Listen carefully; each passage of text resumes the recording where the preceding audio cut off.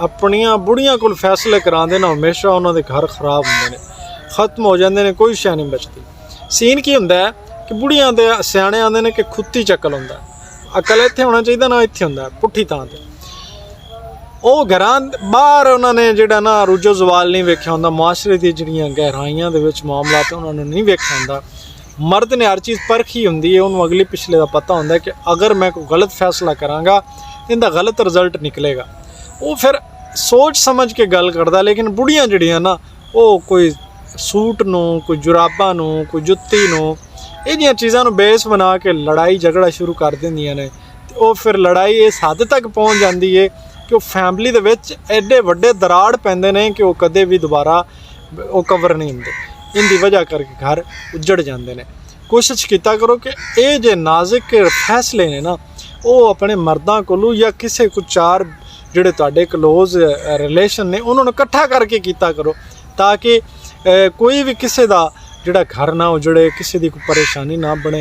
ऐसी वक्ती तौर बुढ़िया को पुछने हाँ बई की करना है, उन्हें कहना बस होने से इन्हां नाल नहीं टुरना, तो उत्थे गल मुक जाती, बच्चे रुल जाते हैं। तो फिर वो परेशानियां पूरी जिंदगी वास्ते तुहाडे वास्ते लुकमा अजल बन जांदियां ने। वक्त तुहाडा वो फैसला जिहड़ा है वो तुहाडे वास्ते कोई 5 साल 10 साल बाद इस हद तक तुहानूं वो गलत तुहानूं लगदा है कि बाद विच उस पछतावे नूं फिर की करना, उस परेशानी नूं फिर की करना, वो वक्त वेला फिर दोबारा हथ नहीं आता।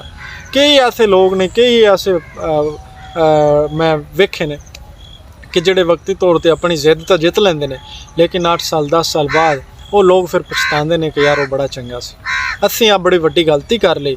लेकिन वो मुआशरे के सामने अपने सिर नूं या अपनी उस गलती नूं ना मनण की वजह करके अगलियां ते ब्लेम देंदे ने कि नहीं उन्होंने साडे नाल ज़्यादती कीती।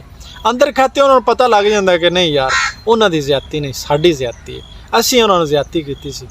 लिहाजा कोशिश किया करो अगर वक्ती तौर किसी जगह पर कोई मसला मसाइल बन जाए, परेशानियां बन जांदियां ने, घरां दे विच काफ़ी हालात ऐसे खराब हो जाते हैं, तो जिहड़ा ना अपने उस मामले नूं अपनी हद तक कवर करने की कोशिश किया करो। ना कि तुसीं ये कहो कि नहीं हुण तां असीं जनाब इट दा जवाब पत्थर देंगे, फिर तुसीं किन्नी कुछ देर तक तुहाडी किहड़ी भी उन्हां नाल कोई इंडिया ते पाकिस्तान की जंग है भी जिहड़ी तुसीं जित लोगे तो तुहाडा झंडा लग जाए।